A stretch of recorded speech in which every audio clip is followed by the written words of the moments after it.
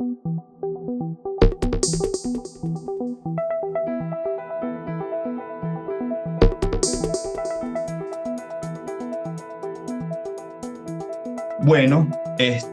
hoy nos convoca erotismo, obscenidad y falo. Y como les decía en estas palabras preliminares antes de iniciar la grabación, para las personas que ya la van a empezar también a escuchar, va a ser un seminario a cuatro manos con unas pinceladas que topan estos elementos, ¿no? Poco para empezar a calentar ideas. Creo que es importante que sepamos que muchos autores y muchas personas están hablando de que ahorita, en la actualidad, estamos vivenciando tiempos donde se está proclamando el final del amor. Uno va a los registros civiles y la gente no se está casando, hay gente que está conviviendo, pero sin tener sexualidad, y en la convivencia pareciera que cada vez, dependiendo de algunas generaciones, existe en esos vínculos una fraternalización del vínculo en donde el elemento erótico está quedando excluido y está quedando fuera de las posibilidades que ese vínculo permite para que ese vínculo pueda seguir creciendo. Y muchos autores de la sociología, psiquiatría, antropología, psicología y psicoanálisis empiezan a decir que esta proclamación de la final del amor se debe a que ha habido demasiada energía puesta en el mundo virtual. Entonces, en esta proclamación del final del amor, parecería muy contradictorio que en este mundo que es ilimitado de opciones, lamentablemente el erotismo ha quedado cercado y ha quedado obviamente restringido en donde no tiene libertades, ¿no? Ese enfriamiento que tiene el erotismo puede deberse a la ampliación de las plataformas tecnológicas que han colocado al terreno del amor en el derroche de imágenes y en el catálogo de personas que han perdido su posición de sujetos, convirtiéndose así en meros objetos de consumo que sacian necesidades sexuales sin ningún placer erótico. Y eso es lo que uno ve con respecto a estas aplicaciones de citas, este amor virtual, este amor.com. Yo ayer, por ejemplo, veía una paciente que me decía, yo no soy tan visual, David. O sea, yo me bajé la aplicación tal, y yo empiezo a pasar y a pasar. O sea, como que si ella está comprando un catálogo de Avon o un catálogo de lo que sea, yo empiezo a pasar, pero es que no, yo necesito que escucharle la voz al Señor, ver si en realidad lo que yo estoy viendo es real o no. Entonces, fíjense cómo el erotismo, tal cual como lo dice Bauman, está diluido, el amor está diluido. Para este seminario, lamentablemente, pero bueno, lo que pasa es que fue un evento sincronístico. Luigi Soja en estos momentos está sacando su último libro que tiene que ver sobre el erotismo y el deseo. ¿Sí? Es un libro que está publicando Fondo de Cultura Económica y él lo va a presentar en Buenos Aires el mes que viene. Y bueno, parte de lo que pude también un poco ojear de lo que Luigi Soja se está planteando como psicoanalista junguiano italiano es esto: cada vez hay menos erotismo, menos sexualidad, la gente no está teniendo erótica en las relaciones, pero sobre todo en las de pareja, ¿no? Muy bien. Entonces, sabiendo que se ha perdido, ahí también hay un aspecto otricida, porque bueno, ya nos hemos convertido en el terreno del erótico, en estos objetos de consumo. Creo que es importante que sepamos que en la posmodernidad el sujeto está quedando erosionado en esa obscenidad pornográfica que lo que está generando es una gran melancolía en todos nosotros por no cumplir las demandas sociales y familiares. Porque aquí creo que es importante que también vayamos amplificando el concepto de lo erótico, de lo obsceno y de lo pornográfico, y no necesariamente estamos haciendo referencia al terreno de lo sexual y de lo coital. O sea, uno ve una propaganda de McDonald's y uno, o sea, babea con la hamburguesa y lo que quiere ir es a comer y a morderla. Uno de repente está viendo otra propaganda o está sumergido por Instagram o por Facebook y aparece la última camioneta Toyota y puede tener motor 1.0, pero es que yo la quiero y me veo imaginado ahí y me veo manejando la última Toyota y todo lo demás, pero también empiezo a frustrarme y a melancolizarme porque Estoy actualmente sumergido en una sociedad que me exige mucho y estoy yo luchando con eso de el no poder poder. No puedo poder. Y en ese no poder poder, lo que ha pasado es que empieza una clínica de impotencia y esa impotentización hace que no haya erección del deseo porque los vínculos eróticos están carentes de ese Dios, ¿no? De Eros. Los vínculos ahorita están demasiado matizados de ese exceso de poder y recordemos lo que decía Carlos Gustavo Jung, bueno, cuando reina el poder, obviamente eso hace que se espante lo erótico, ¿no? Se ha tecnologizado la forma de vincularnos. Esto del desarrollo de la inteligencia artificial ha hecho que se desconecte un aspecto psíquico y del humano, del alma, y que cueste mucho establecer esa dupla yo, no yo o yo. Esto es muy importante porque lo que ha ocurrido es que los elementos afrodíticos de la diosa del amor, como pueden ser la oscuridad, la sensualidad, la hermosura y su misterio, están quedando censurados y están siendo atacados por la tradición judío-cristiana y por el elemento arquetípico de la diosa Hera. Entonces, creo que es importante que empecemos a ver qué es Hera y su aspecto sombrío, lo que nos hace que entonces, bueno, nos perdamos en esta locura rosa que Afrodita está empezando a plantear, porque está harta de la censura, está cansada de que no se le vea bien, de que no se le rinda el culto, ¿no? Y de que no se le dé el lugar y el espacio. Y ya van a ver que parte del cuento y de los aspectos arquetipales, hay una relación muy significativa entre Afrodita y Hera, y Magali se los va a decir más adelante, ¿no? Entonces, con esto de la implementación de la tradición arquetípica de Hera, hemos diluido el amor, lo hallamos en el mundo online y no en el mundo offline. En el mundo online es un lugar en donde las pantallas están prometiendo más realidad que la realidad en sí. En todas esas aplicaciones, obscenamente publicamos fotos, videos, los cuales después editamos con la finalidad de siempre exponer virilidad, fuerza, juventud, armonía, bienestar. Todas estas son características de una especie de falo pixelado que simbólicamente carece de tu urgencia y que presionado por la urgencia de yo querer publicar el plato que me estoy comiendo en el restaurante, esa urgencia no preña y no contiene vida. Pornográficamente usamos los filtros para exhibirnos saludables y coloridos ante las miradas ajenas. Deme un segundo que hay un micrófono y déjeme silenciarlo para seguir leyendo con calma. Entonces, bueno, pornográficamente usamos filtros en donde nos exhibimos saludables, coloridos ante esas miradas ajenas, ante la mirada de los demás. El inconsciente, entonces, ha dejado de ser el lugar del misterio. Nuestro trabajo como arqueólogos del silencio, psicopompos, terapeutas y estudiosos del alma parece que está quedando en el pasado y en un espacio vacío, fatuo, en un espacio sin eros. Las sensaciones gratificantes en la era del vacío son sensaciones que son inmediatas, como de eyaculación precoz, pues. Estamos en los tiempos de la instantaneidad y ello significa un agotamiento, desmotivación y poco interés por la vida offline.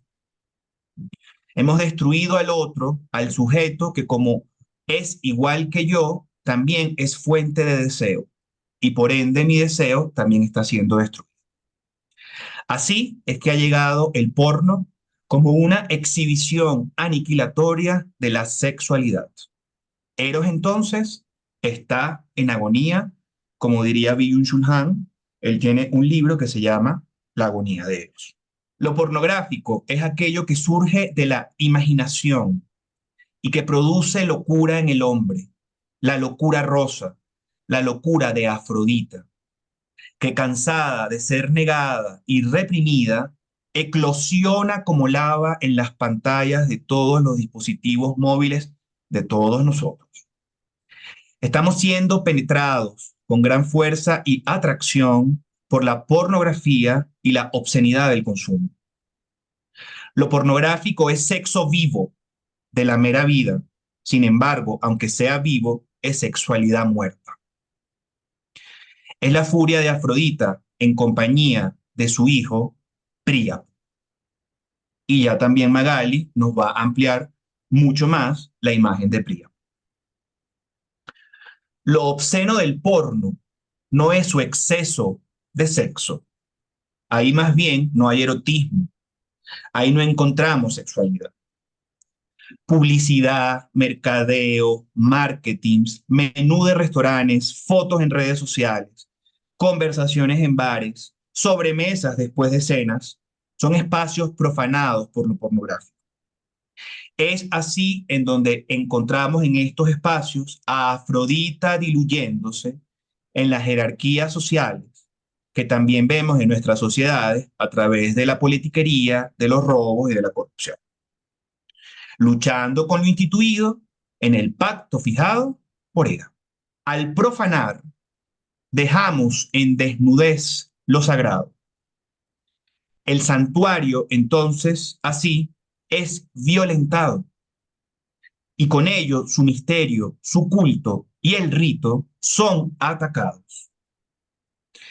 En lo pornográfico, vamos de una imagen a otra, de un orificio a otro, de una secreción a un beso, de un cuerpo a un objeto, de la seducción a la violación, del deseo al amor y del eros al poder, del puro y simple porno al vacío y de ahí, de los secretos menores, quedamos siempre con un enigma mayor. ¿Qué pasa con el deseo? Sin duda, el erotismo nunca ha estado libre de misterios, se lo decía Silvana. Y lo compulso y repetitivo que estalla con lo porno no nos está prometiendo nada nuevo ni novedoso. Más bien nos está separando del santuario interior y de la energía que forma parte de ese santuario que está preñado y cargado en la fantasía. Sigue Magali. Como curiosidades arquetípicas, fantasiemos un elemento crucial en lo obsceno y erótico, el falo. La masculinidad arquetípica se concentra en el falo, el pene erecto, es el emblema y estandarte de la virilidad, es su sello, su señal con características tales como vigor, determinación, eficacia, penetración, rectitud, dureza y fuerza. La erección indica una poderosa realidad interior que funciona en el hombre sin estar totalmente bajo su control. El falo es una autoridad subjetiva en el hombre y objetiva para quienes lo contactan. Aparece, hace su epifanía como un dios. Esto lo hace arquetípico. El falo abre la puerta a la profundidad masculina y la irrupción fálica trasciende el impulso sexual, fluyendo rápidamente con el deseo para contactar con otro objeto, ya sea una idea, una imagen, otra persona o un objeto inanimado. El deseo del falo es siempre ir hacia la penetración de un ámbito desconocido. Falo es fundamental en toda iniciativa humana. Sin él podemos ser movidos, pero no ver. El falo es el dominante en la conciencia patriarcal. Nos decía que el falo es el dominante en la conciencia patriarcal, por lo tanto, todo el sistema de valores está teñido en su contenido por el componente fálico. Si se ignora al falo arquetípico, este buscará el modo de aparecer en el proceso. Si es reconocido, promete un nuevo conocimiento, promete riqueza y fertilidad. El falo se ha convertido durante siglos de identificación masculina con sus idas y venidas que están guiadas por sus propias normas, por sus éxitos y derrotas exteriores. El falo es símbolo divino del varón. Cada vez que el falo estalla en orgasmo, el falo muere. Paradójicamente, en esta sociedad falocrática y falocéntrica, el falo es silenciado, reprimido por las estructuras culturales de la socialización, de la educación, el civismo, la religión, entre otros espacios. Entonces, aquí está entrando Magali para que continúe con nosotros. Bien. Bueno, no hay lugar para el falo como imagen divina, no se le permite participar en la vida cotidiana, es el gran ausente. El falo físico es secreto, oculto, reconocido en digresiones, en la clandestinidad de las piezas de los moteles y tiendas de pornografía, en bromas entre muchachos e incesantes fantasías y en el mundo gay, pero furtivamente al abrigo de la oscuridad. Los hombres tienen que ocultar su fuente de autoridad y poder, no exponiendo su sexualidad ni sus genitales. Reemplazan con sustitutos fálicos la autoridad familiar, la superioridad laboral, la estructura institucional, la dominación sobre las mujeres, la destreza física, la riqueza, la religión, la política, el intelecto y la conformidad social. También es una manera de proteger al Dios, como si la inhibición de la exposición directa fuese un modo de evitar una invasión del tabernáculo sagrado y una disminución del potencial seminal. El Dios es reverenciado en la complicidad del secreto masculino. Los hombres saben algo de lo cual no hablan directamente. Con el falo hay cosas que están implícitas. Tenemos una relación de fascinación ante el falo. Fascinium es el término para el miembro erecto, un compromiso del alma. Es la experiencia de la capacidad de encantar de un símbolo, de capturarnos afectivamente y de hacer y conocer su poder oculto. Otra respuesta es el hechizo y su actitud devocional que los hombres rechazan tenerla y las mujeres lo presentan con actitud reverencial. El hechizo sugiere servidumbre, esclavitud, adoración. El hechizo fálico es un síntoma de la hierofanía masculina. Es un amuleto para alejar el mal que se debe evitar o la buena suerte que se debe buscar y atraer. El falo actúa como emblema fascinante del deseo, pero también de terror, porque cada erección es alimentada por la diosa Afrodita. Vamos a darle acceso a Magali de nuevo para que ver si puede continuar.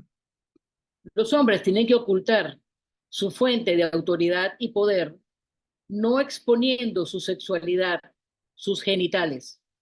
Reemplazan con sustitutos fálicos, autoridad familiar, superioridad laboral, estructura institucional, dominación sobre las mujeres, destreza física, riqueza, religión, política, intelecto y conformidad social. También es una manera de proteger al Dios, como si la inhibición de la exposición directa fuese un modo de evitar una invasión del tabernáculo sagrado y una disminución del potencial seminal. El Dios es reverenciado en la complicidad del secreto masculino. Los hombres saben algo de lo cual no hablan directamente.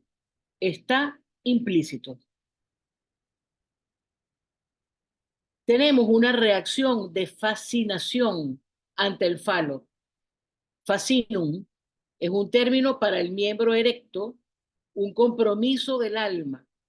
Es la experiencia de la capacidad de encantar de un símbolo, de capturarnos emocionalmente, de hacer conocer un poder oculto. Otra respuesta es el hechizo, actitud devocional, que los hombres rechazan tenerla y las mujeres lo presentan con actitud reverencial. El hechizo sugiere servidumbre, esclavitud, adoración. El hechizo fálico es un síntoma de la hierofanía masculina, el aparecer del dios, el aparecer del falos. Es un amuleto para alejar el mal que se debe evitar o la buena suerte que se busca atraer. El falos actúa como emblema fascinante tanto del deseo como del terror. Cada erección es alimentada por Afrodita. Afrodita, a punto de dar a luz, se retira a Lampsacos y para Hera, este hijo de Zeus, era un insulto. Hera tocó el vientre de Afrodita con su dedo, provocando la deformidad de su hijo. Cada excitación priápica tiene en sí los poderes de Afrodita, Dionisos, Hades, Zeus, Hermes y Hera. Hera quien es la que provoca la deformidad. Un toque de Hera y lo priápico se torna deforme, vulgar, desagradable. Hera aprueba un solo tipo de erección, que es la del apareamiento. O sea, para ella no existe todo este tema que estamos trayendo hoy de obscenidad y erotismo, sino que es solamente en la sexualidad para el apareamiento. Es Hera quien ha convertido la pornografía en obscenidad. Y esto es bien importante. O sea, la propia Hera es la que ha convertido la pornografía en obscenidad. Príapo, dios obsceno, grotesco y esperpento, se ha convertido en la conciencia actual del freak, el lado monstruoso de la naturaleza humana. En otra versión, Príapo es padre e hijo de Hermes. La madre es Afrodita. Dio a luz a un niño monstruoso con una lengua enorme y voluminoso vientre, una criatura fálica con un falo curvado hacia atrás, un esperpento grotesco. Hoy en día aparece en parques, cines, escaleras, bares, sitios donde la mirada furtiva tiene cabida y en limitados e infrecuentes episodios exhibicionistas. Se conecta con el asno y su aspecto fálico se relaciona con la tradición del comediante, el tonto, el estúpido y el obsceno. Príapo se trata de la conciencia actual del freak, raro, excéntrico, el lado monstruoso de la naturaleza humana. En el culto, que incluye orgía, donde participaban sacerdotisas, esclavas, adoradores e intrusos, produce una confusión que parece formar parte de la constelación del dios. Hay una permanente preocupación por la potencia viril. Se producen ridículas escenas de celos, promesas de fidelidad, engaños, robos, intentos de suicidio, actos sexuales realizados frente a la autoridad romana, sexo en grupo. Es el lado indigno de Hermes, personificado por Príapo. Este dios ofrece a nuestra imaginación un hermafroditismo, una fantasía lateralizada en el cuerpo, y quizás sea ese cuerpo hermafrodítico el que consteliza una transferencia priápica en psicoterapia. Esto es interesante, son imágenes psíquicas. ¿Ah? Este ¿Puedes Dios, repetir, por favor? sí, a eso voy. Este Dios ofrece a nuestra imaginación un hermafroditismo, una fantasía lateralizada en el cuerpo, y quizá sea ese cuerpo hermafrodítico el que consteliza una transferencia priápica en psicoterapia. O sea que no lo vamos a dejar solamente para una transferencia masculina, ¿sí? Sino que puede haber una transferencia con lo femenino, pero siempre va a ser priápica. Y ojo, una fantasía y una imaginería priápica la vemos con muchísima frecuencia en los políticos, por ejemplo, ¿no? Que se ponen a hablar y a ofrecer, y cada vez con mayor énfasis y movimientos, etcétera, muy priápicos, ¿sí? Yo recuerdo a Carlos Andrés Pérez, por ejemplo, muy priápico, y a otros más cercanos a nuestras fechas.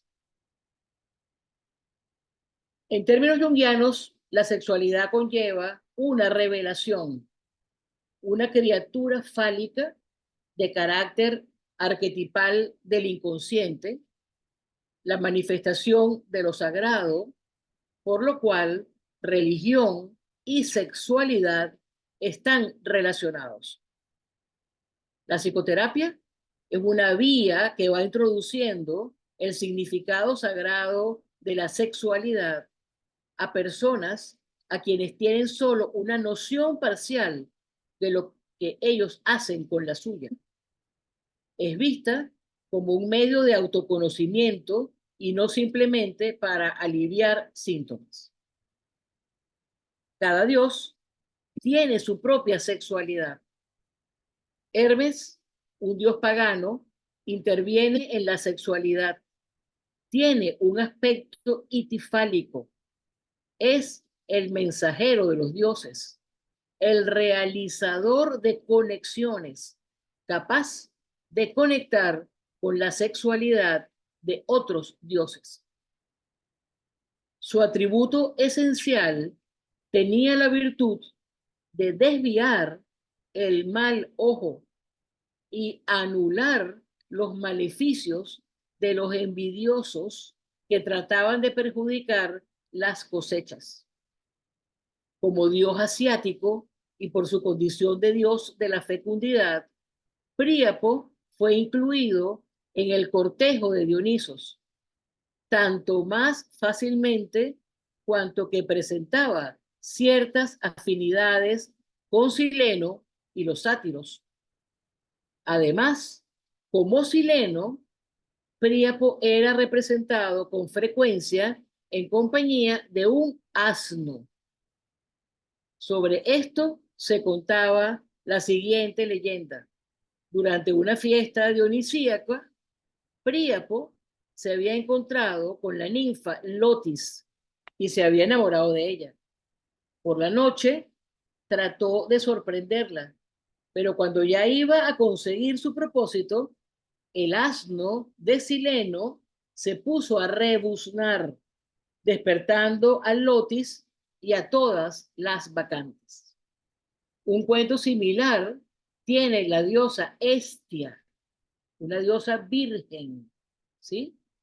Y entonces, en una fiesta del Olimpo, Príapo se acerca con la necesidad justamente de lo que provoca el opuesto. O sea, lo virginal que no quiere saber nada de sexo, y él entonces se aproxima y ella, que está adormitada, en ese momento pues le viene una imagen muy real de un rebuzno. Un asno empieza a rebuznar, ella se despierta y cuando ve pues, ¿no? las dimensiones priápicas, sale corriendo y Príapo no la alcanza. Príapo, confuso, huyó de renunciar a su intento. En memoria de esta aventura, era representado en compañía de un asno. En Roma se contaba esto que le acabo de referir de la diosa Hestia. Lo interesante que también se puede dar a nivel de imaginería, no necesariamente todo esto tiene que ver con lo externo, ¿sí? Sino también toda una imaginería alrededor de ello, que es amplio a todos los diferentes temas de la cultura. A ver, el asno y su aspecto fálico hacen una mejor conexión con aspectos de Príapo, que nos permiten enfocarlo dentro de la tradición del comediante. Ella estaba hablando anteriormente del freak, ¿no? Del tonto, del estúpido y del obsceno. Elementos de Príapo realmente importantes con los que debemos familiarizarnos, dado su papel fundamental en la imagen de los pacientes cuya personalidad está dominada por Príapo. Príapo posee un aspecto curativo. En la época en la que se le rendía culto, solía curar la impotencia y también solía curar la fiebre palúdica. Y estamos esforzándonos por llegar a la idea de que su función terapéutica yace precisamente en lo estrafalario, en lo complejo de su imagen, expresada a través del cuerpo y de sus movimientos, que la mayoría de las veces se presentan como movimientos obscenos y extraños. Entonces, hasta acá, un poco para hacer síntesis, hemos hablado de la dificultad en la actualidad posmoderna del erotismo, de la profanación que ha implicado esa dificultad y por ende de la dilución de lo erótico y de la presencia de lo afrodítico en aspecto sombrío con su hijo Príapo, ¿no? Y con estos elementos que también nos traía ella con respecto a Hermes, ¿no? Sin embargo, existen otras curiosidades y otras imágenes arquetípicas y fálicas que también queremos traerles esta mañana. Hermes, por ejemplo, Dionisos, porque ella también lo mencionó, y Pan. Aquí ella está ingresando, déjenme volverle a dar ingreso, y yo, para evitar que esto pase, déjenme leer a Hermes y le voy a dar a ella después la palabra para que ella continúe con Dionisos. ¿Ok? Entonces, dentro de otras imágenes arquetipales fálicas nos encontramos a Hermes. Sabemos que es el dios griego del comercio, de la invención, la astucia, la picardía y el robo. Hermes es el mensajero de los dioses y guía de los muertos al Hades en su función psicopompo. Se daba su nombre al montón de piedras utilizadas para marcar las fronteras, señalizar los caminos que marcaban los linderos entre ciudades y regiones. Marcas que fijaban los límites, que fijaban las fronteras, que al fin y al cabo tenía que ver con la territorialidad en su expresión fálica. López Pedraza, en su texto Hermes y sus hijos, nos refiere también la aparición itifálica de Hermes. Las imágenes religiosas a él, erigidas con un falo de madera o de piedra, donde la imagen era una columna rectangular con cabeza y un falo erecto. Una imagen que en nuestro lenguaje llamamos el herma. El herma itifálico es la imagen que contiene un pronunciado elemento sexual y que expresa el aspecto sexual y erótico de Hermes.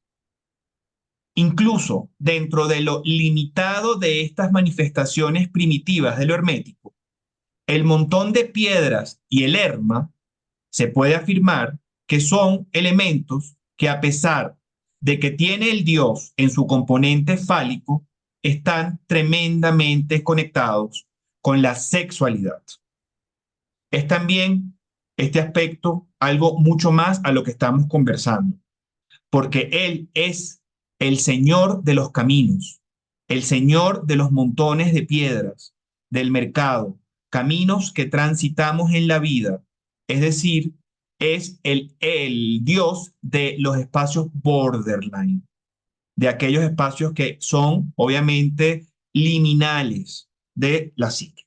Hermes abrió el camino para visualizar la sexualidad desde esos mismos bordes, donde además el aspecto orgánico personal puede ser visto en términos de conexiones arquetipales, por su carácter impersonal. La sexualidad se transforma así en algo más que la causa traumática de las enfermedades mentales. De hecho, es muy interesante esto que estamos conversando, porque en el texto de Hillman, cuando él plantea la locura rosa, él le da un viraje a la pornografía, no queriéndola señalar ni atacar como algo negativo. Más bien, él lo que dice es que el judeocristianismo, la institución, la religión, la iglesia, se ha metido tanto en los aspectos de represión y de castración que por qué vamos a permitir que también haga eso con nuestra imaginación. Y yo creo que eso es una mirada interesante, aunque quizás a los movimientos ideológicos feministas no les guste, porque también en el texto Hillman dice, bueno, lamentablemente en todo esto tan virginal como Magali lo estaba planteando, esos movimientos que no se dejan penetrar por nada, bueno, después también terminan con un nivel de violencia y con un nivel de penetración atacando a aquello de lo que siente que son víctimas. Entonces, es importante que sepamos eso, que la sexualidad se ha transformado en algo más que la causa traumática de las enfermedades mentales, que deben ser curadas. Es decir, es una expresión tan válida como cualquier otro aspecto de la psique humana. Los traumas, las inhibiciones, las fantasías, la imaginería de la sexualidad pasaron a ser un vehículo de transformación del alma, en vez de ser aquello que la enferma, que la paraliza o que la petrifica. ¿Sí?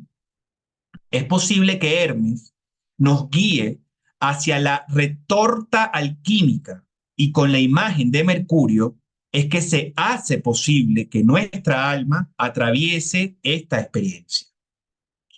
Como espíritu del opus para los alquimistas medievales, Jung hacía referencia al Mercurio como ese aspecto revelador de los secretos divinos, o en forma de oro concebido para hacer el alma la sustancia arcana, o el fructificador del árbol filosófico. Hermes, mensajero de los dioses, el hermeneuta, es decir, el intérprete, el Hermes itifálico erecto, Mercurio, está constituido por estos opuestos concebibles.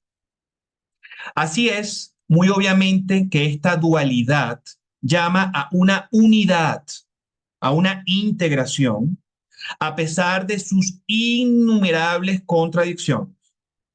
Contradicciones internas que estallan dramáticamente en igual número de figuras dispares y aparentemente independientes. Es material y es espíritu. Es el proceso mediante el cual lo interior y lo material se transforma en lo superior y espiritual y viceversa. Es aquello que está en la trampa y en la evasión.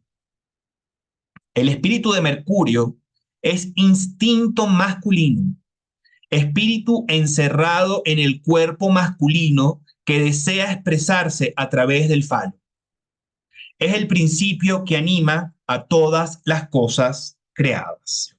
Como criatura bisexual, es decir, Hermes en su aspecto hermafrodito, con esta naturaleza borderline, hermética, en la sexualidad y en la fantasía, son estos aspectos que hacen que fantasía y sexualidad confluyan en un movilizador psíquico que alienta permanentemente la relación transferencial hacia nuestros complejos y hacia nuestra patología en psicoterapia.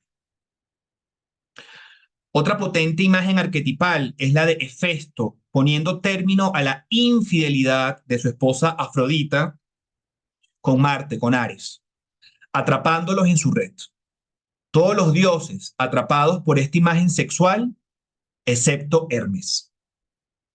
Hermes, quien dice que sería feliz si pudiese acostarse con Afrodita, aun cuando el número de cadenas fueran 3 veces mayor, que lo haría en presencia de todos los dioses y de todas las diosas. Esta fantasía de Hermes, de irse a la cama con la diosa Afrodita a la vista de todos los dioses y diosas, es el aspecto pornográfico exhibicionista del dios. Él permite ser observado y atrapado en su fantasía de la sexualidad de cada dios que ha proyectado él en su aspecto fálico, hermafrodítico y hermético. Entonces, bueno, o sea, fíjense cómo es un tema, yo creo que complejo, interesante, y de cómo, o sea, estamos viendo Afrodita, la relación que tiene Hera, el elemento priápico, ahora el elemento hermético, y ahora le voy a dar paso a Magali para que hable de esto de lo obsceno y de lo pornográfico, pero desde el punto de vista ahora dionisía. Dionisos, nada. Nos describe Walter Otto. Dionisos mismo, quien eleva la vida a las alturas del éxtasis, es el dios sufriente. Los arrobamientos que aporta surgen de las más recónditas conmociones de todo lo viviente.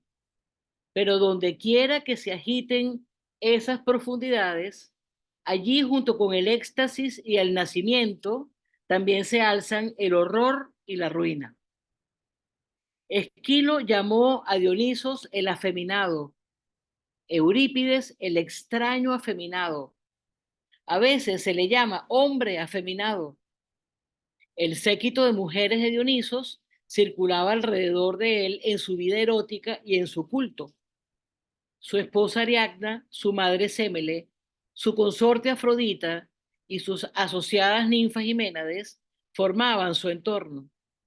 Sus adoradoras eran las mujeres de sus rituales y festivales, quienes se expresaban con salvaje excitación en presencia de imágenes itifálicas llevadas en procesión. El frenesí invadía a las mujeres en sus ceremonias, llevándolas incluso a destrozar y devorar a sus hijos. Los hombres de sus historias eran sátiros, centauros, silenos, todos con características de la lascivia, la proximidad de mujeres sumidas en primitivo abandono, las rudas huestes masculinas y el borracho sileno, tutor de Dionisos. Sugieren una atmósfera infernal característica de Dionisos, una cualidad de naturaleza inculta que surge, como dice Walter Otto. Repaso el párrafo. Esquilo llamó a Dionisos el afeminado, Eurípides el extraño afeminado. A veces se le llama hombre afeminado. El séquito de mujeres de Dioniso circulaba alrededor de él en su vida erótica y en su culto. Su esposa Ariadna, su madre Sémele, su consorte Afrodita y sus asociadas las ninfas y las Ménades formaban su entorno. Sus adoradoras eran las mujeres de sus rituales y festivales, quienes se expresaban con salvaje excitación en presencia de imágenes itifálicas, llevadas en procesión. El frenesí invadía a las mujeres en sus ceremonias, llevándolas incluso a destrozar y a devorar a sus hijos. Los hombres de sus historias eran sátiros, centauros, silenos, todos con características de lascivia. La proximidad de mujeres sumidas en primitivo abandono, las rudas huestes masculinas y el borracho sileno, tutor de Dionisos, sugieren una atmósfera dionisíaca infernal, característica típica del dios. Una cualidad de naturaleza inculta que surge, como dice Walter Otto, de las profundidades primitivas de todo lo viviente. Así son lo masculino infernal, lo masculino fálico y lo femenino infernal, lo femenino matriz. Entre falo y matriz juntos expresan la irracionalidad y la orgía, como la plenitud, enlazados en la imagen de Dionisos. Las cualidades un poco locas de Dionisios y su rebaño pertenecen a la realidad psíquica y debe darle cabida, sea que lo apolíneo disfrute o no de esta coexistencia. El hecho de que Dionisos contenga dentro de sí no solo el falo, sino también aspectos fuertemente femeninos, son causa de su sufrimiento, al cual refería hoy.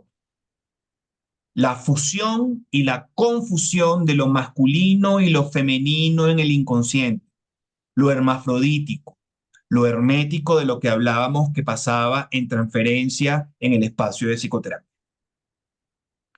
Comparado con el recto y sobrio dios Apolo, el hombre dionisíaco se siente siempre inseguro de sí mismo. Para un hombre es doloroso saber que su masculinidad contiene elementos profundos de feminidad, que parece no tener cabida en los cañones colectivos del ejercicio de la masculinidad. Él desea pertenecer, pero jamás puede conseguirlo del todo y tampoco está totalmente separado. El varón dionisíaco descubre y siente que le falta una clara identidad fálica. No tiene problemas con su identidad sexual, como si pretendiera ser de un género sabiendo internamente que pertenece al opuesto. No estamos ante esa clínica. Se sabe hombre y siente la necesidad viril que una mujer necesita y que él sabe que puede satisfacer. Sin embargo, comparte con las mujeres en una forma que ningún hombre apolíneo puede. Teme que su mezcla femenina lo excluya de la cofraternidad y de la hermandad de sus pares. Su sufrimiento es comunicado a las mujeres que lo aman. Ellas, como las Ménades, pueden enloquecer con su falta de definición explícita. Dionisos como imagen arquetípica sugiere varias razones del por qué una identidad psicológicamente hermafrodita no necesita excluir al varón de la compañía de otros hombres. La integración del falo infernal, es decir, del falo con los matices de lo femenino, y el falo solar, es la tarea de la conciencia, un proceso inherente a la imagen dionisíaca. Hasta el punto en que esto ocurre en un hombre, él se acercará más al llamado unus mundus totalidad, donde la satisfacción es la imagen que refleja su sufrimiento. Mientras más se acepta a Dionisos en la personalidad de un hombre, menos loco resulta entonces su imagen y por ende menos obsceno. En la comedia en Grecia pertenecía a un tal Fales, figura divina que se llevaba en las procesiones en homenaje a Dionisos y se cantaba como su amigo y compañero, al falo. Las procesiones festivas con grandes falos de madera, al igual que como vimos en el rito de Hermes, eran denominadas las falojogías o faloforias. De la madera de higuera se tallaban los falos. En estas fiestas a Dionisos se pasaba un falo y se coronaba. Representaba los frutos así de los seres vivos. El falo como símbolo de la fuerza generadora. Se le cantaban canciones. Se le acortejaba en la fiesta dionisíaca en Delos. Esto ha quedado inmortalizado en las inscripciones realizadas en ese gran falo de madera. Cada colonia enviaba regularmente un falo a las Dionisas atenienses. Así vemos que el falo gozaba de una gran consideración como acompañante, pero también como precursor y anunciador del dios. Al falo de madera de higuera se le llamaba como al propio Dionisos. Incluso se llegó a identificar al dios con Príapo, que en otros lugares se tomaba por hijo suyo en unión con Afrodita o de una ninfa, no importa la leyenda. Pero el falo sigue siendo únicamente el acompañante permanente del dios, una potencia que en su proximidad se afirma colosal, pero que precisamente por ello revela la distancia que lo separa de la excelsa esencia del dios. Pues el instinto animal y el placer de la concepción no constituyen ciertamente el prodigio más insigne de su ámbito, perdón, y emanan así los elementos en el que se manifiesta su furia incontenible, pero también su divina esencia que lo acompaña con una magnificencia y dignidad. Cuando aparece en compañía de lo lúbrico, de los sátiros y de los silencios. Fíjense cómo esta fiesta dionisíaca, bueno, el tema también de la pérdida de los rituales y de cómo, digamos, hay como una desconexión de esto que Magali nos está trayendo acá, ¿no?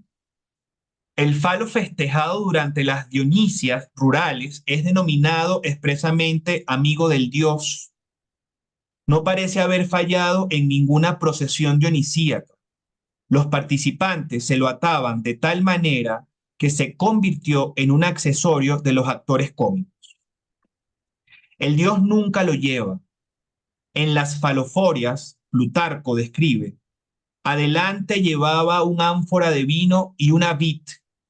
Luego venía uno arrastrando la víctima sacrificial, el macho cabrío. Otro le seguía con un cesto lleno de higos y por último es que llegaba el falo. Se veían estas representaciones en los misterios de Eleusis, en las fiestas dionisíacas, en la Villa de los Misterios de Pompeya, en las apariciones de Baubo y en el Risus Paschalis. Bueno, esas son algunas ideas que trae Magali de Dioniso. Ella me está escuchando, ella ya está aquí en la sala, entonces lee Pan, si puedes, porfa.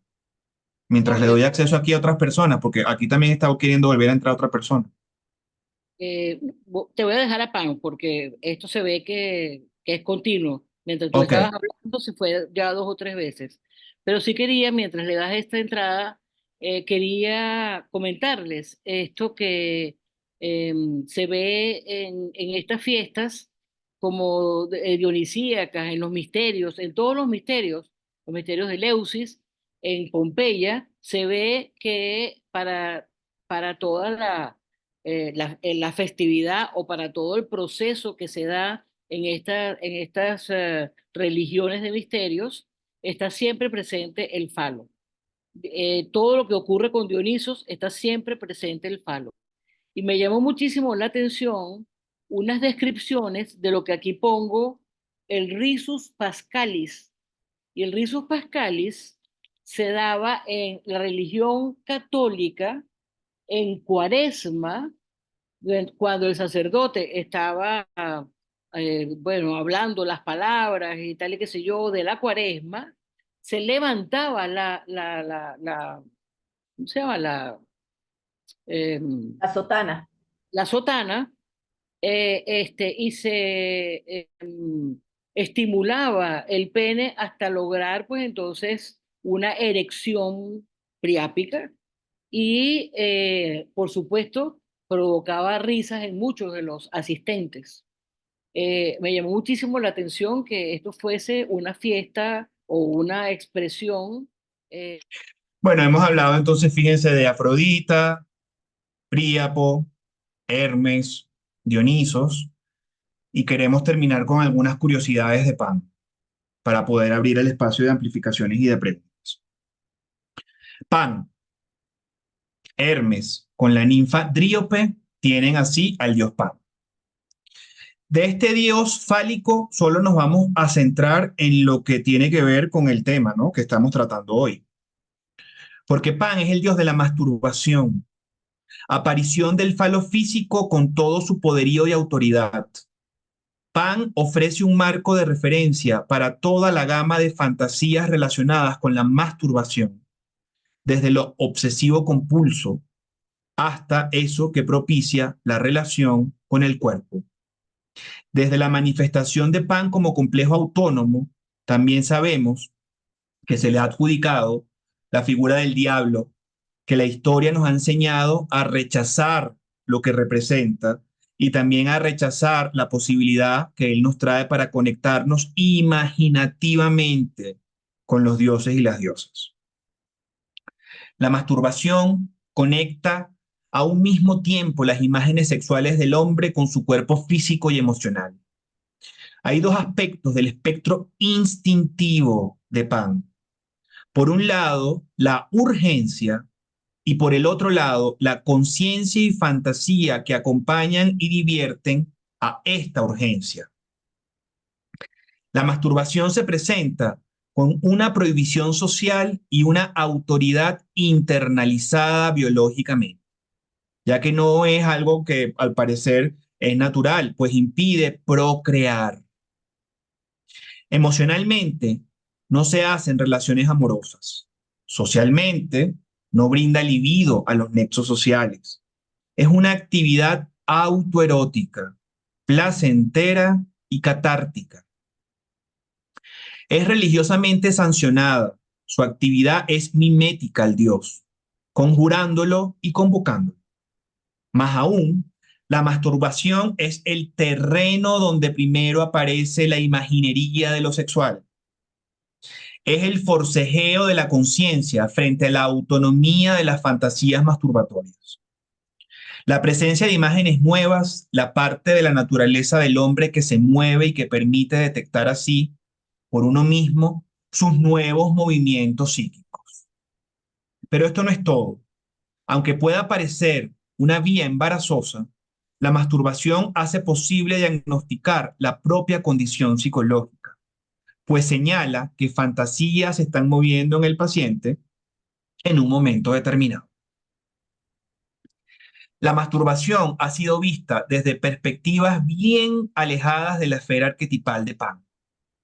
En todo caso, no se puede negar que se trata de la sexualidad atribuida a este hijo de Hermes y que Pan gobierna el cuerpo físico de nuestra psique. La masturbación es la sexualidad básica y uno de los prodigios de la naturaleza, porque conecta a un mismo tiempo las imágenes sexuales del hombre con su cuerpo físico y emocional. Estas son ideas de López Pedraza en Hermes y sus hijos. Sin duda, como entonces hemos visto, la imaginería fecunda a la creatividad y al erotismo. Entonces, para ir concluyendo, podríamos decir que en tiempos de amor líquido y de agonía del eros, tocará preservar lo objetivo de estas imágenes arquetípicas, lo que surge de la psique, honrar a estos dioses mencionados y dar cabida y entender que la represión de Hera no puede permitir que esta locura rosa afrodítica destruya nuestra capacidad. Y sin embargo, le tenemos que dar espacio a la fantasía. Fantasiemos entonces con la anhelada red y la matriz que contiene y que conecta. Sin un delay, te elimino, que es tan fácil en los teclados.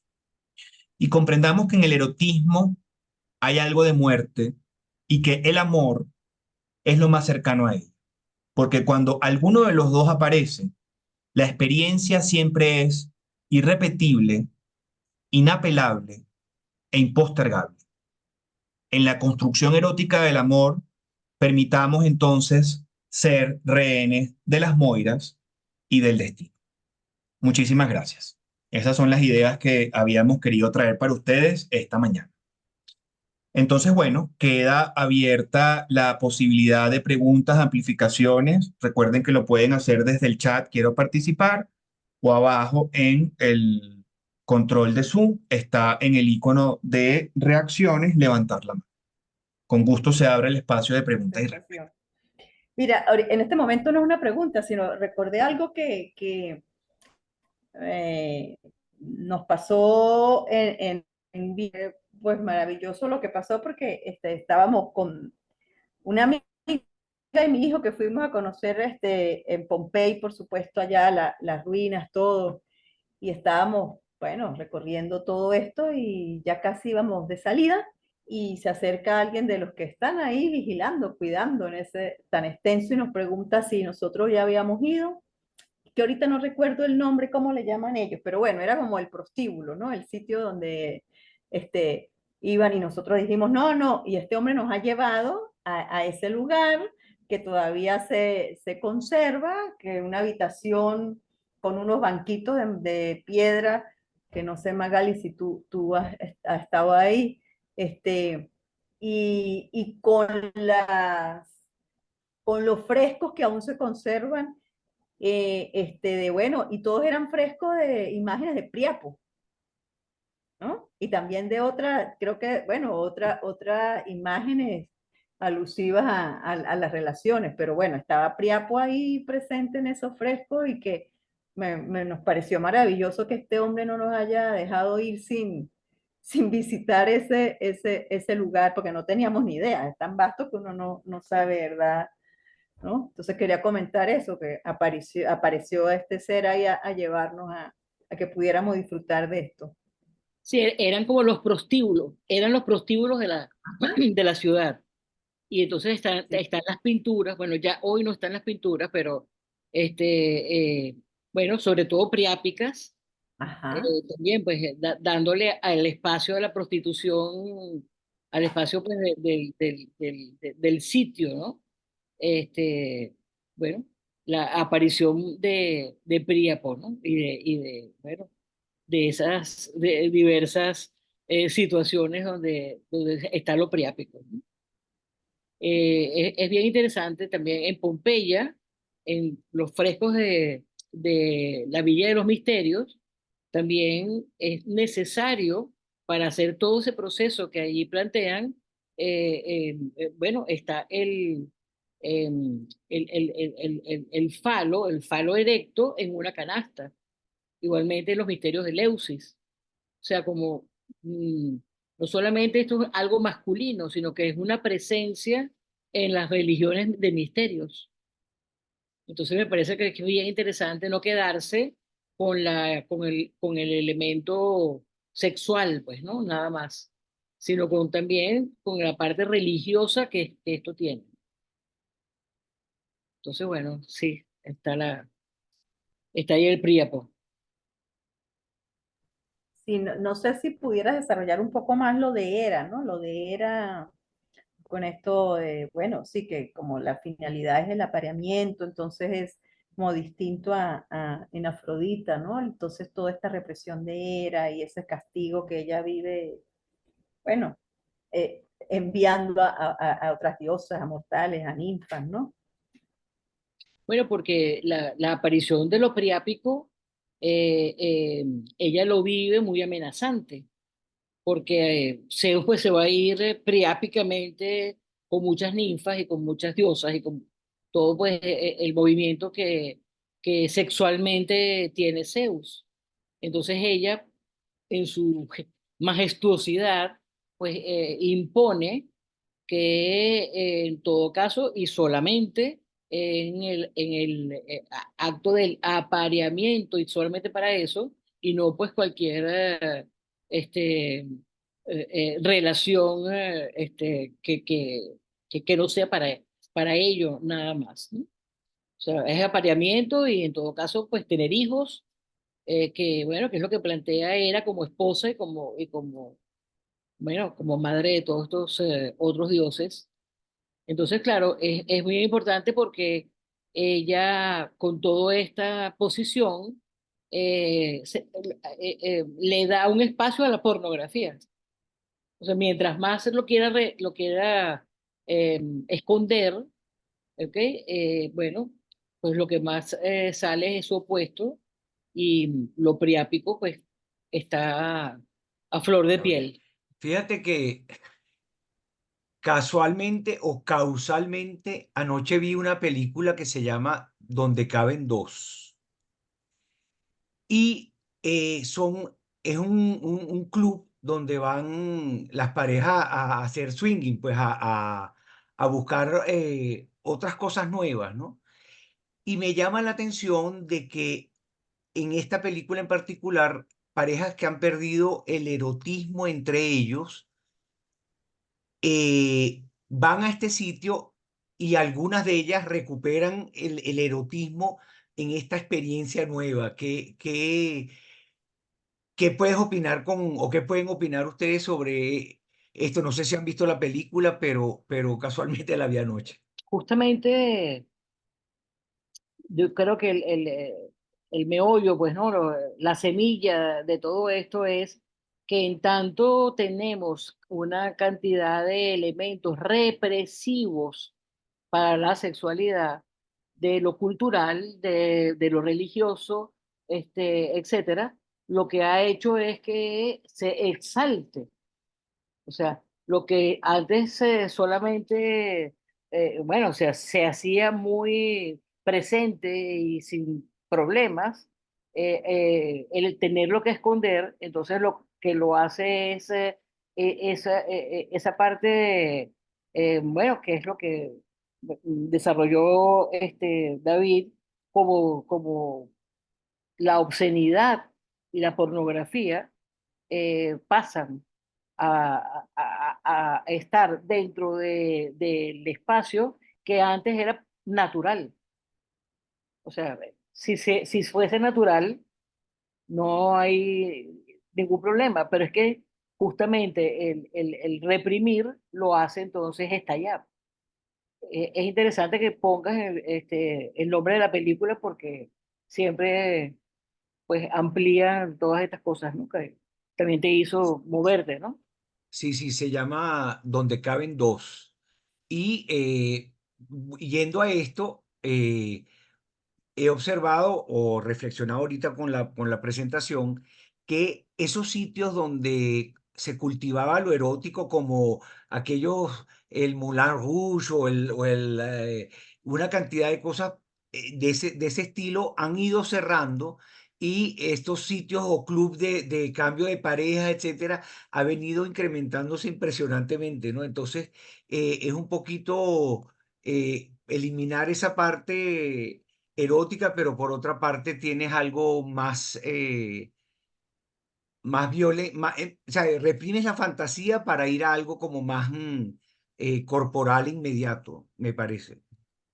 Sí, sí, eso fue la primera parte que David planteó, ¿no? De lo que estaba ocurriendo, bueno, con las redes, con la manera de conseguir pareja, la manera de cómo hoy se dan estos nuevos movimientos eróticos, sexuales, y bueno, que justamente están de alguna manera eh, más bien están, por esa manera de su presentación, están propiciando que se den entonces estos aspectos que hoy llamamos pornográficos.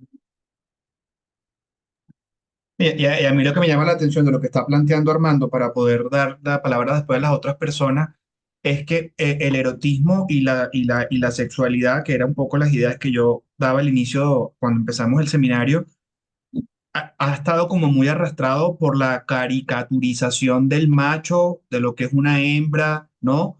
Y al fin y al cabo, ahí también, fíjense que esto es un seminario que hablamos del falo, de puros dioses, aunque hablamos de diosas, Afrodita y Hera, pero como desde otro nivel, del nivel del misterio que tiene esto, del nivel también espiritual y de integración que tiene esto, que se ha perdido por completo. O sea, yo ayer hablaba con un paciente y yo le decía, ahorita ser hombre en estos tiempos es muy jodido. Tú le echas un piropo a una mujer y te dice que eres un maltratador, violador. Tú le dices algo, tal cosa. O sea, no es fácil. No es fácil el poder reconocer eso, ¿no? Yo aquí en Ecuador, una de las cosas que me ha llamado la atención, yo lo he hablado varias veces con Magali, que en nuestra cultura caribeña no es que no exista, pero esto es una cultura que es muy machista, muy clásica, muy judeocristiana. Aquí hay una iglesia en cada esquina en esta ciudad. Aquí hay mucho feminicidio, mucho maltrato y violencia contra la mujer. Hay muchas violaciones, abusos sexuales, ¿no? Pero, por ejemplo, en esto de lo dionisíaco, en esto de lo hermafrodítico, aquí hay dos espacios, vamos a decir, expresiones folclóricas en el año en donde el hombre se permite transvestirse. Uno es ahorita, dentro de muy poco, en una ceremonia que se llama la ceremonia de la Mama Negra, y la Mama Negra siempre es un hombre que se viste de mujer y se pone de negro. Pueden buscar videos en YouTube, Mama Negra en Ecuador, y van a ver qué interesante lo que van a ver ahí. Y otro es las viudas. Las viudas son los hombres transvestidos el 31 de diciembre pidiendo limosnita porque quieren llorar al año que se murió, al viejo que se murió, y toda la dinámica que existe en las viudas en la ciudad. O sea, la ciudad se llena de hombres transvestidos que empiezan a pedir un centavito o un dólar para después en la noche comprarse una botella de whisky, de lo que sea, y emborracharse y recibir el nuevo año, ¿no? Y dentro de las indagaciones que yo hice con respecto a ese complejo cultural, una de las cosas que me llamó la atención, bueno, número uno, que haya una licencia. O sea, el 31 de diciembre yo me puedo transvestir y no me van a criticar, no me van a juzgar, no me van a decir maricón ni nada. O sea, está absolutamente aceptado. Pero viendo la historia, en la época de la colonización, el indio varón se transvestía de mujer para que cuando el español venía a violarlo, él lo matase y le quitase el oro que le había quitado. Y cómo esa expresión cultural ahorita está. Entonces creo que es interesante que podamos también ver que esa profanación de la que yo hablaba, bueno, ha permitido que no tengamos conexión con todo lo que hablamos hoy, ¿no? Y está como muy segmentado, muy disociado. Sin hablar de la caricatura machirula que tú estás planteando, Armando, en donde es muy común la disociación femenina de lo masculino, en donde la mujer de la casa, la esposa de la Virgen María, y yo tengo que buscarme una amante Lilith con la que yo pueda cumplir todas mis fantasías, ¿no? Que es Hera y todo lo que representa Hera y lo que le preguntaba a Nelia Magali, puesto ahí y activado como complejo sexual, ¿no? La sexualidad, muchos junguianos lo han empezado a decir. La sexualidad no tiene nada que ver con instinto. La sexualidad, como se está llevando ahorita, es un complejo. O sea, lleva a alguien a la cama para tú darte cuenta que ese alguien se va a comportar en la cama por su historia o se va a comportar como consecuencia de su historia. Entonces termina siendo un complejo. Bueno, gracias por poner ahí, Armando, en el chat el nombre de la película y gracias por la intervención. Adelante, José Luis. Muchísimas gracias, David, y muchas gracias, Magali, y a ti, David, por la presentación. Como siempre, surgen varias ideas e imágenes asociadas a todo lo que se ha dicho. Ya que Armando mencionaba esta película, yo recuerdo una que vi hace muchos años de cinearte que se llama Marquís, que es sobre la vida del Marqués de Sade cuando estaba en la cárcel en la Bastilla, y curiosamente los personajes son falos. Es la primera vez algo no relacionado con pornografía ni con erotismo, sino la representación de cada uno de los personajes a través de los falos, que son los que hablan y son los que van llevando toda la película, que me pareció bien interesante. Ahora la traigo a colación. El segundo punto es el tema de la imagen del falo y también la imagen del falo dentro de la palabra. Y eso es algo que quería preguntarles, Magali y David, porque las distintas culturas y regiones, dentro de Colombia, dentro de Venezuela, dentro de América Latina, le dan nombres propios al falo, ¿no? Es una manera de representarlo y de identificarlo. Y de hecho, y me parece que es un tema bien interesante, recuerdo que en Venezuela, donde había la expresión que además hace parte del lenguaje coloquial permanente, del slang, si se le quiere decir así en el término gringo, que era en la zona del Zulia, con la palabra verga que se utiliza absolutamente para todo, y en la costa atlántica colombiana la palabra es mondá, y se ha generado todo un debate en Colombia si decir mondá es una grosería y una vulgaridad o es simplemente una realidad y parte del elemento cultural. Tanto así que Carlos Vives acaba de sacar una canción sobre la palabra mondá. Es bien interesante cómo se están jugando estos elementos también a nivel cultural y cómo desde la costa y con el ambiente caribe se envía un viento fresco hacia el interior del país y sobre todo hacia la zona de la serranía. El tercer punto que tiene mucho que ver con la imaginería y que es uno de esos elementos que a uno como hombre lo cohiben, es el famoso cuento de el tamaño si importa o no importa. Es decir, cómo esa idea del falo va vinculada a estos aspectos que pueden o no generar elementos de frustración en el hombre y desde la época del colegio, cuando uno iba a una piscina y pasaba a las duchas con los hombres y había algún comentario sobre tamaño o algo así, podía ser tema de frustración para la persona.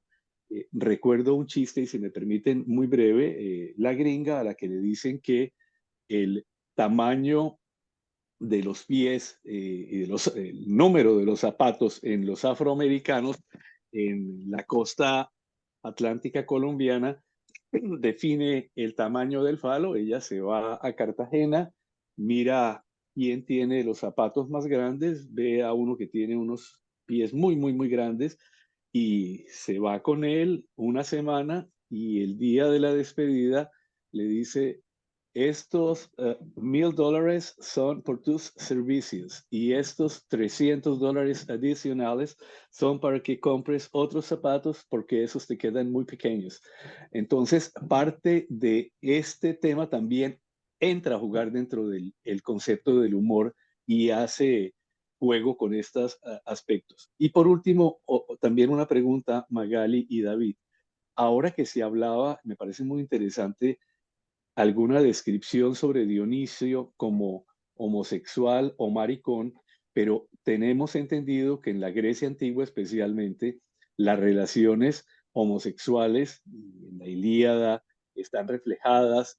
Alejandro Magno también tenía relaciones homosexuales hasta donde tenemos conocimiento. ¿Cuál era ese parteaguas entre tener relaciones sexuales legítimas entre parejas del mismo sexo y poder ser considerado maricón como puede ser definido Dionisio en algún momento? Perdón por lo extenso, pero me generaron muchas ideas al respecto. No, bueno, a mí me parece interesante todo lo que él está planteando. Bueno, parte de lo que yo creo que intentamos hablar aquí hoy con respecto a esto de la locura rosa es que, o sea, la represión y todo lo que ha implicado ha como tomado muchos aspectos de la vida, coño, pero no podemos permitir que el humor sea uno, por ejemplo, ¿sí? O sea, yo creo que en el humor hay muchas cosas que nos podemos decir. eh, yo creo que el lenguaje todavía, por muy a veces que quiera ser reprimido, es un vehículo que nos ayuda también a veces a soltarnos o a podernos mover de esas ataduras que sentimos que esta represión nos genera a nosotros. Y lo otro, un poco pensando quizás en lo que hablaba, bueno, yo creo que la fraternidad masculina tiene un componente homoerótico muy importante. Yo le invito a todos los hombres que estamos acá ahorita en la sala a que pensemos y veamos realmente cómo nosotros, con fraternidad, cariño y amor, nos podemos dirigir a nuestros amigos y hay un componente homoerótico muy importante y eso hay que reconocerlo, ¿sí? Y eso no necesariamente hace que uno sea un maricón o que uno en realidad tenga una orientación homosexual. Lo que tú planteabas era como aspectos de ritos de iniciación y de ritos de entrada a la cultura en la Grecia antigua que hemos perdido. O sea, una de las cosas que yo también siento que nos pasa mucho de por qué también este espacio ha quedado como netamente de lo masculino, es que lo masculino no tiene rituales de transición y de paso tan marcados como todavía aún queda en lo femenino. O sea, la mujer sabe que deja de ser niña y se convierte en mujer cuando viene la menarquia. La mujer sabe porque hay incluso fisiológicamente y en el cuerpo la posibilidad de que deja de ser señorita y entonces ya es una mujer con una actividad sexual. La mujer sabe cuando deja de ser soltera y pasa a ser la mujer o la esposa de alguien a través del rito del casamiento. La mujer sabe que es mamá porque obviamente está embarazada y pare. Yo quisiese que aquí podamos pensar en la cultura, cuáles son las marcas culturales y de transición que tenemos los hombres como las que yo acabo de señalar. No tenemos. En algunas culturas se cree que es el servicio militar obligatorio, que vuelve al adolescente hombre, pero bueno, yo creo que estamos bueno, bien anárquico ese pensamiento, ¿no? Entonces, es muy importante que podamos ver este marcaje cultural y cómo también esa crisis de la que tú planteabas, si el tamaño importa, si no importa, si soy bueno o no, o sea, la masculinidad está en crisis. La masculinidad está en crisis. Y yo creo que eso es importante. Y el movimiento feminista ha generado mucho eso también, mucho. Y tenemos que ver qué vamos a hacer. Yo lo he dicho aquí en otros espacios, en los 4 años que tenemos de Grupo Psicopompo. No es, o sea, a mí yo no quiero creer que es moda que un adolescente hombre no quiera llegar a ser hombre y se quiera volver un hombre después transexual mujer. Eso no es, eso tiene que ver algo más cultural y algo de esto de lo que estamos hablando, que no tiene herramientas y no tiene el cuerpo psíquico para poderse enfrentar a la vida como hombre. Prefiere ser mujer. Una hipótesis que yo vengo pensando y reflexionando desde hace un tiempo. Gracias, José Luis. Adelante, Manuel. Yo quería preguntar un poco dos cosas, quizás sobre todo orientadas a la terapia, ¿no? Me pareció en un momento que dijiste que hay mucha exposición en las redes y no en el inconsciente. Entonces, mi pregunta sería, en la experiencia terapéutica, ¿qué hacer para como orientar más a que la sexualidad se vaya para el inconsciente? Esa pudiera ser. Y la otra era también por lo terapéutico, la función terapéutica de Príapo. Eso, si lo puedes ampliar más. Muchas gracias. Bueno, en relación a la primera, porque creo que la segunda Magali pudiese como ayudar más, lo que pasa que ahorita ya no está en la sala, ya veo que el tema de conexión fue que se salió por completo. Sí, No es que no creo que no haya posibilidades de que uno pueda ver qué pasa con la imaginería que surge del inconsciente. Lo que yo siento es que estamos tan penetrados por la publicidad y tan penetrados por las redes sociales y por las imágenes que ahí ocurren, que no nos permite lo que ahí ocurre, que nos podamos conectar con el santuario interior de nosotros. Y además creemos que lo que ahí ocurre en esa vida online, ¿sí? Es la vida misma. Y esa vida misma online no es real, no es cierta, está matizada de un montón de obscenidades, está matizada de un montón de pornografía, ¿sí? Yo no sé si ustedes han podido ver en Facebook o en las redes sociales, había siempre antes una forma de hacer recetas que terminaban, o sea, decía, bien tasty, y uno como que quería después hacer la receta y tal, pero ahorita hay como videos que deconstruyen la manera y la forma en la que hacen publicidad pornográfica. Y el queso cheddar de la hamburguesa no es queso real, sino que inyectan, no sé, una cosa ahí como con pintura, para subir y para que la hamburguesa tenga altura le ponen como unos pinchos y una cosa. O sea, no es real. Como no es real lo que uno ve en la pornografía. Yo les hablaba de que ahí puede haber mucho sexo vivo, pero es sexualidad muerta, porque al fin y al cabo se ha perdido mucho también este propio componente espiritual y este propio componente como de conexión y de unión que tiene la esfera sexual, ¿sí? sí. Y eso yo creo, y mucha gente está hablando ahorita de eso, es lo que está haciendo que no exista erotismo y sexualidad en las relaciones de pareja. Yo hablaba con un querido amigo que quiero muchísimo acá, una persona que tiene 60 años, para que puedan más o menos entender de qué generación es. Y él me decía, coño, yo nací en un momento equivocado. Y yo, ¿por qué? Coño, en mi época había que pedirle a la chica que fuese a tomar helado contigo, luego llevarla al cine, luego ver si quería ir a un restaurante, luego en algún momento, bueno, tú le ibas a buscar, tal, y después de 4, 5, 6 salidas, es que uno podía ver si venía lo erótico o no, o después de un tiempo. Y él me dice, mis hijos abren el Tinder, la cosa, yo sé que mi hijo tiene sexo hoy, porque hoy va a salir con alguien que encontró el Tinder.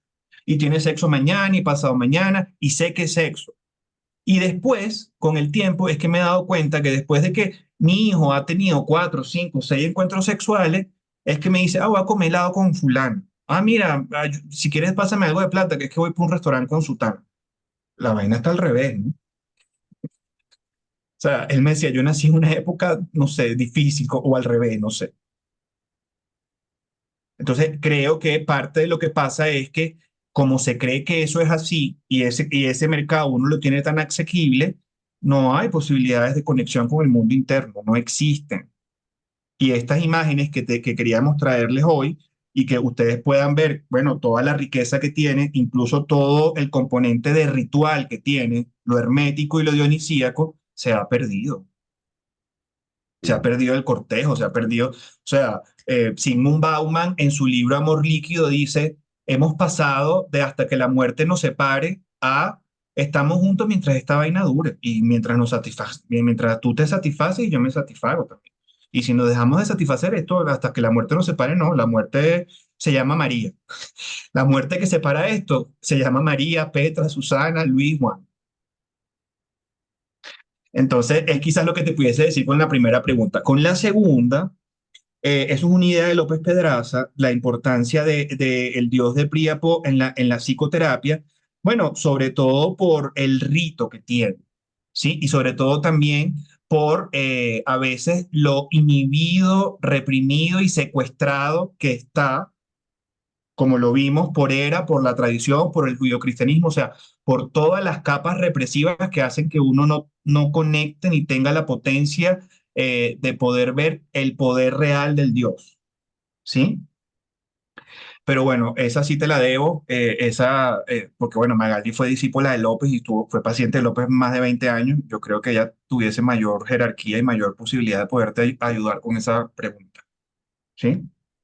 Mira, tú dijiste, voy a hacer trampa, la sexualidad hoy es un complejo, no un instinto. Sí. Y puedes explicarlo un poquito más.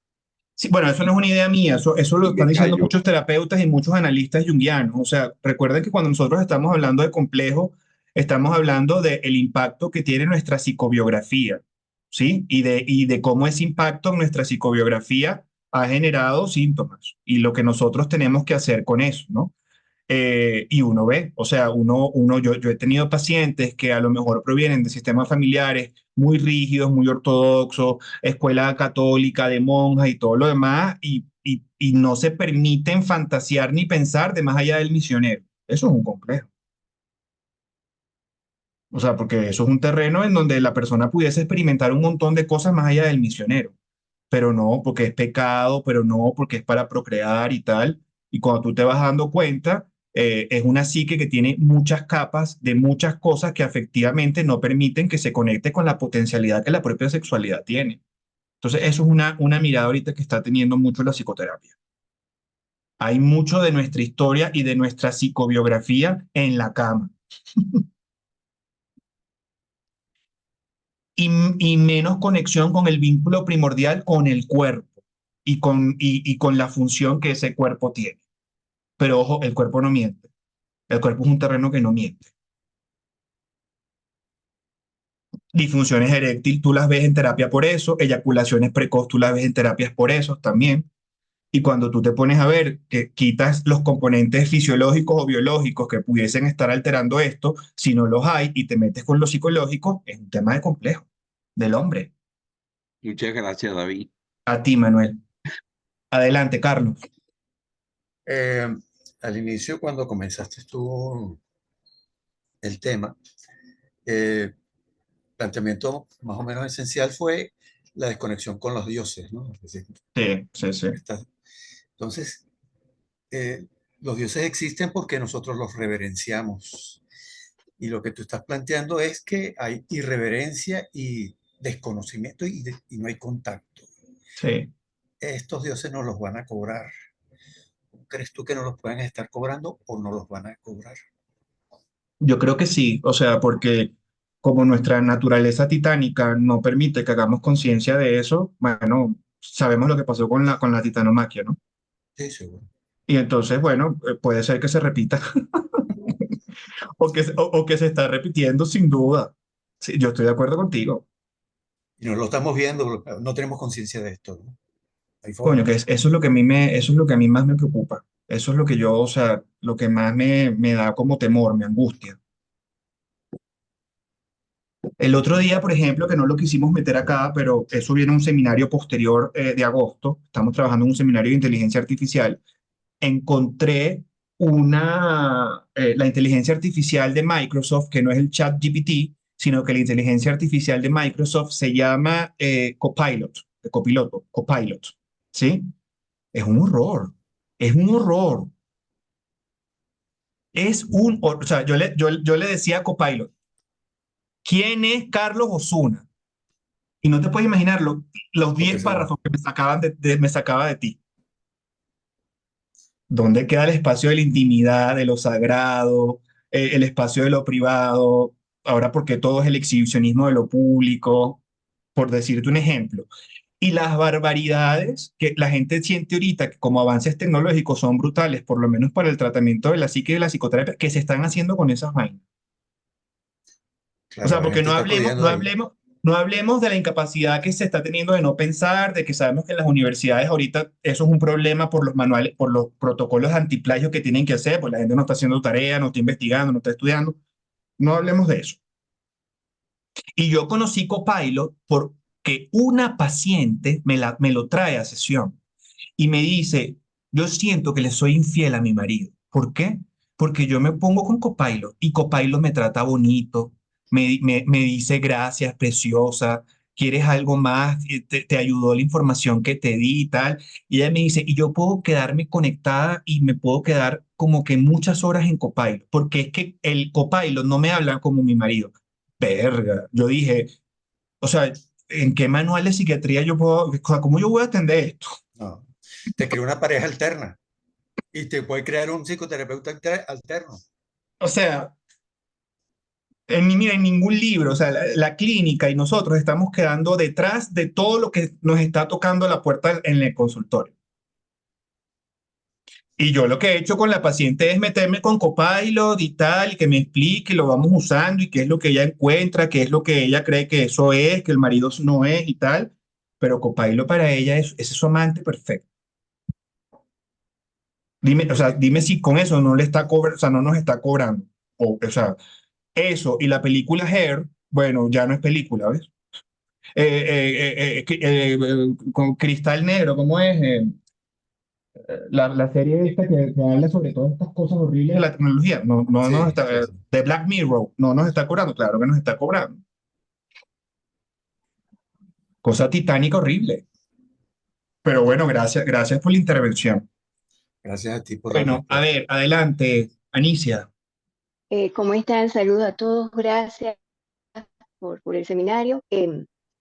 No, quería hacer como un comentario con gran parte de lo que se habló de la sexualidad actualmente sin erotismo, que Ujú, me llevó de una vez a pensar en Miklan y la ujú, histeria, ujú. cuando habla de o la frigidez o la ninfomanía propio de la histeria, pero que es fría, es sin erotismo, pues, o lo que se llama la indiferencia histérica, que bueno, que yo dije, bueno, pues entonces estamos con una época bien histérica si lo que se está dando es una gran cantidad de sexualidad sin erotismo. O sea, bueno, eso era lo que quería De acuerdo comentar. Gracias. contigo, y el teatro está en la pantalla, en cualquiera. O sea, el teatro para que la histeria haga su performance lo tenemos facilito, súper facilito. Hay un estudio que hicieron en la Universidad Católica Andrés Bello que tiene que ver un poquito con esto que tú estás diciendo y con la estratificación que porque pertenecemos a un narcoestado se estaba dando en algún momento para poder diferenciarnos en clases sociales en Venezuela, ¿sí? Y entonces, por ejemplo, la clase media se llamaba algo así como cigarro tan gris, la clase rica y millonaria coca tan blanca, la clase pobre, no me acuerdo, creepy tan marrón, una cosa así, que eso es una marihuana chimba, y la mujer que está completamente histérica, operada, con las chichis hechas, nalgas, las tucitan rosas, que es una droga prima hermana de la cocaína, pero que el color del polvo es rosado. Y lo que eso implicaba, y en algún momento en la comunidad homosexual o en lo que se llama la comunidad heteroflexible, el uso del popper, que es un inhalador dilatador anal que se usa en veterinaria, pero que se empezó a usar con fines recreativos, obscenos y pornográficos para también generar la propia dilatación anal en el humano, ¿no? Y de cómo esto que tú estás hablando de lo fatuo y de lo vacío, bueno, estaba relacionado con estas drogas también. Y que había target que usaba estas drogas y que buscaba erotismo no, sexualidad sin sexo o sexo sin sexualidad por el uso de estas drogas. Déjame ver si yo consigo por ahí ese estudio porque a mí me pareció interesantísimo. Número uno, que tocaran el punto con la sexualidad, pero número dos, que porque somos un narcoestado, ahora la diferenciación de estratos de nuestro país se hagan con nombres de drogas. Eso me llamó la atención Sí. brutalmente. Bueno, ¿alguien más para cerrar en honor al tiempo? Y bueno, lamento mucho que Magali no nos haya acompañado. Pero bueno, cualquier cosa le escriben un mail, o algo que ella con gusto les puede después amplificar algo. Le recomiendo a Manuel que haga eso con la pregunta de él de Priapo y seguro Magali le contesta, ¿no? ¿Alguna otra reflexión para cerrar? Chévere. Bueno, Verde. se Chao, me cuidan gracias a mucho. todos. Muchas gracias. Gracias. Gracias. Saludos. Hasta luego. Gracias, mi Vale. amor. Felicidades. Chao. Excelente, Igual. excelente. Gracias. Gracias. Gracias, gracias.